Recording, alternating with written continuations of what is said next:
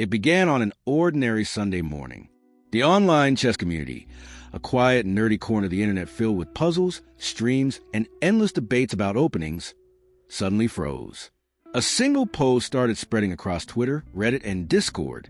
Grandmaster Daniel Naroditsky has passed away at the age of 29. At first, no one believed it. How could Danya, the smiling, calm-voiced teacher who streamed nightly on Twitch, the man who could make chess feel like poetry, be gone? People refreshed his channel. His videos were still there. His soft laughter echoed through recent uploads. His last stream was just a few nights before, analyzing bullet games, cracking small jokes between 2,800 speed moves. The disbelief quickly turned into silence. Within hours, that silence became heartbreak. Grandmasters posted tributes. Fans shared clips. And the question echoed in every comment section. What happened to Daniel Naroditsky? Long before millions watched his streams, Daniel was just a quiet kid from San Mateo, California, the son of two Soviet immigrants who had carried more dreams and luggage when they arrived in the United States. His father, Vladimir, had once studied mathematics in Ukraine. His mother, Lena, came from Azerbaijan and was known for her discipline and warmth. Together, they created a home filled with books, puzzles, and a belief in learning as a way of life. When Daniel was 6, his father showed him a chessboard. The pieces fascinated him, tiny soldiers of logic and imagination. He didn't just learn the moves, he saw them, sequences unfolding like music. While other children were memorizing multiplication tables, Daniel was already seeing 3 moves ahead. He joined local clubs, playing against adults twice his age, and winning. His calmness unnerved opponents. His mind was already operating on another frequency. By the age of 12, he would shock the world. In 2007, in the Turkish city of Kemer, a small crowd gathered around board 23 during the World Youth Chess Championship. There, a slender boy from California was fighting for the gold medal in the under-12 section. Each move was precise, ruthless, and beautiful. When his opponent resigned, Daniel didn't celebrate. He simply exhaled and reset the pieces. That moment crowned him World Youth Champion. For many, that would be a life highlight. For Daniel Naroditsky, it was only the beginning. Between 2007 and 2013, his rise was nothing short of meteoric. By 2011, he had earned the International Master title, and by 2013, he was officially a Grandmaster, one of the youngest in American history at the time. But what truly set Daniel apart wasn't just his results. It was his mind. He approached chess like philosophy. He wrote essays about decision-making, patience, and control long before most teenagers could write essays at all. At 14, he published Mastering Positional Chess, a book filled with wisdom that seemed to come from an old soul.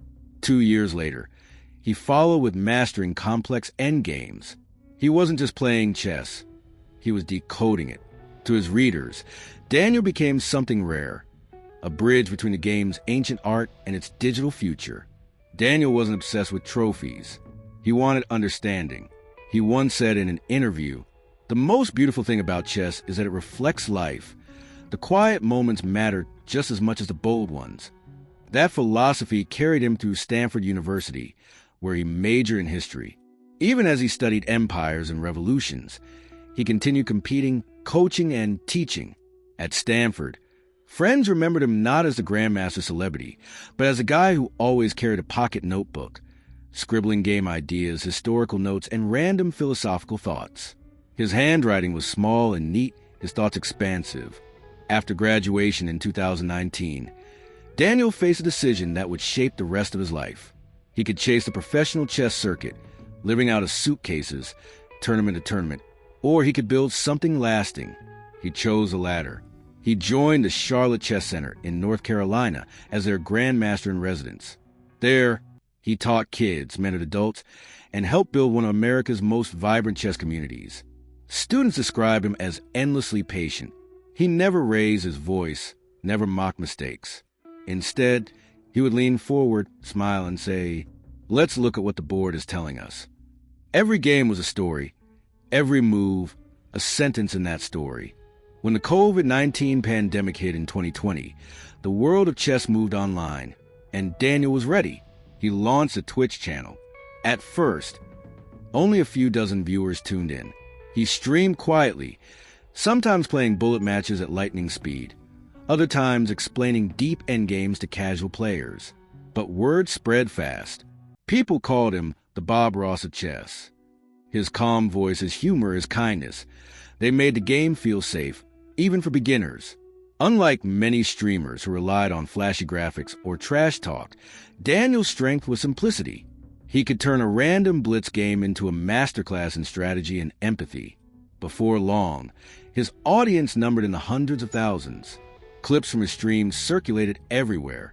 His gentle encouragements, his rare bursts of excitement, his laughter after blundering a queen, even his defeats became lessons. Despite his fame, Daniel never behaved like an influencer. He wasn't chasing sponsorships or fame. He was chasing connection.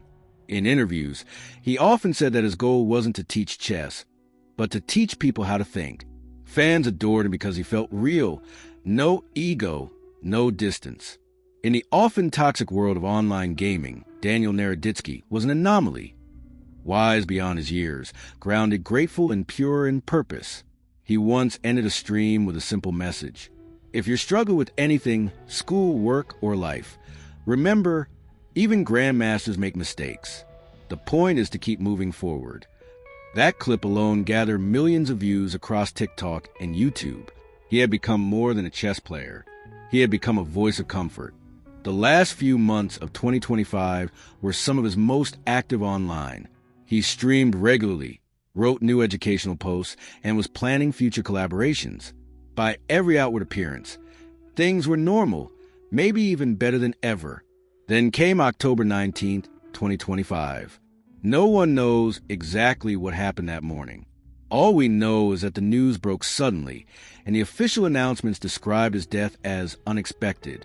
No cause was released, and out of respect for his family, none should be speculated. But that silence, it left a hole in the heart of the chess world. The headlines spread like wildfire. American Grandmaster Daniel Naroditsky dies unexpectedly at 29. No details, no warning signs, just that single devastating sentence. Within minutes, chess Twitter turned into a memorial wall. Top grandmasters, Hikaru Nakamura, Fabiano Caruana, Anna Kramling, each posted their disbelief. Clubs from India to Iceland changed their profile pictures to a black and white king line on its side. Even casual fans who had only watched a few of his Twitch highlights felt a sting in their chest. Because Danya wasn't just a player, they knew him. He'd been there on sleepless nights, explaining openings to strangers and reminding them that patience was power. And now he was gone. At the Charlotte Chess Center, where Daniel had spent years coaching, the staff gathered in silence. In the hallway hung dozens of photos, Daniel surrounded by laughing students, trophies shining in the background. One of his students, a 12-year-old prodigy named Liam, placed a small wooden pawn beneath the frame. He said, "Pawns are the soul of chess," the boy whispered. "So I'm giving him one." It was the first of hundreds of tributes that would flood the center. Flowers, letters, hand-drawn boards. A woman drove 6 hours just to light a candle in front of his classroom door. The center's director later said, "Daniel made chess feel human. You walked into a lesson and walked out believing in yourself." That night, Twitch became a digital wake. Streamers from every continent opened quiet broadcasts titled simply for Danya. They played bullet chess in total silence. Some just sat before the board, eyes glassy, watching old clips of his calm voice explaining the Karo can. Viewers typed messages faster than they could be read. He taught me patience. I started chess because of him. He made me feel smart again. On YouTube, his videos surged to the top of trending pages. The algorithm, usually indifferent, seemed to mourn too. The news outlets did what they always do: search for answers. AP News, The Washington Post, and Sky News all published the same careful phrasing. Daniel Naroditsky, American chess grandmaster and beloved educator, has died unexpectedly. The cause of death has not been disclosed. That one line became the wall between curiosity and respect. And that's where most of the community chose to stop. Because while everyone wanted to know what mattered more was who, Daniel wasn't driven by fame. He'd often stream for hours, then quietly volunteer at local schools, teaching kids how to think critically through chess. One teacher remembered, he didn't just show them openings. He asked what they saw in the position, then helped them see more. He'd bring snacks to every lesson, encourage students to take breaks, and remind them that the goal wasn't to win. It was to understand. He carried that same mindset into adulthood. Friends described him as philosophically restless. He could spend an entire evening debating whether intuition was faster than calculation. He loved books more than trophies and would quote Dostoevsky mid-analysis. One friend recalled a line he scribbled in a notebook. If chess is a mirror of life, then kindness is the only move that always wins. What separated Daniel from other grandmasters wasn't only skill, it was empathy. He had a rare gift to simplify the complex without ever dumbing it down. In his chess.com tutorials, he would pause mid-sentence and say, "Let's slow down. Ask yourself not what you can play, but what you should play." That simple distinction, can versus should, became his mantra. It appeared on fan art, memes, even t-shirts after his death. In a world obsessed with speed, Daniel taught stillness. At Stanford, Daniel majored in history, but treated every class like a puzzle. Professors remembered his essays for their clarity. One of his papers compared the unpredictability of 19th century diplomacy to the imbalance of open chess positions. He could connect any topic to the board: philosophy, politics, psychology. He saw patterns where others saw chaos. And maybe that's why his commentary felt universal. Chess was only the language. The message was always about life. Behind the Grandmaster title was a simple man with small joys. He loved coffee, strong, no sugar. He liked hiking, classical music, and late-night walks. He'd reply to fan messages at 3 a.m. with full paragraphs, offering encouragement to anyone struggling with self-doubt. His girlfriend once shared that he couldn't walk past a bookstore without going inside. He'd spend hours browsing the philosophy section, whispering lines from Marcus Aurelius or Viktor Frankl. He wasn't a saint. He had bad days, moments of frustration, and the same anxieties every human faces. But he faced them quietly, the way he faced difficult positions, by thinking first, moving second. The Friday before October 19th was ordinary by all accounts. Daniel streamed a few blitz sessions, joked about his rating, and thanked his viewers for being part of this beautiful game. He signed off with his usual line, "Take care of yourselves and remember, chess is supposed to make you happy." It would be his last broadcast. When the news broke, the statements were brief. Fide called a tragic loss to the chess family. Chess.com wrote, "The world has lost not just a player, but a teacher, philosopher, and friend." The Charlotte Chess Center posted simply, "We are heartbroken beyond words." No one filled the silence with speculation. The community's restraint was its final act of respect. Over the next few days, thousands of tributes flooded in. Clubs held rapid tournaments in his honor, each beginning with a moment of reflection. Streamers donated their ad revenue to youth chess charities. Fide introduced the Naroditsky Fair Play Award, celebrating players who exemplified sportsmanship and kindness.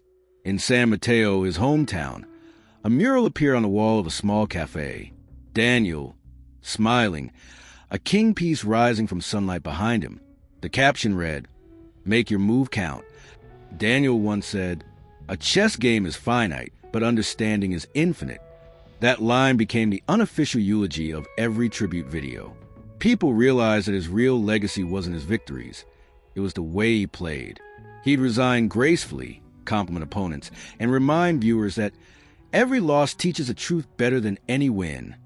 He embodied something rare in modern internet culture: humility with confidence, intelligence with empathy.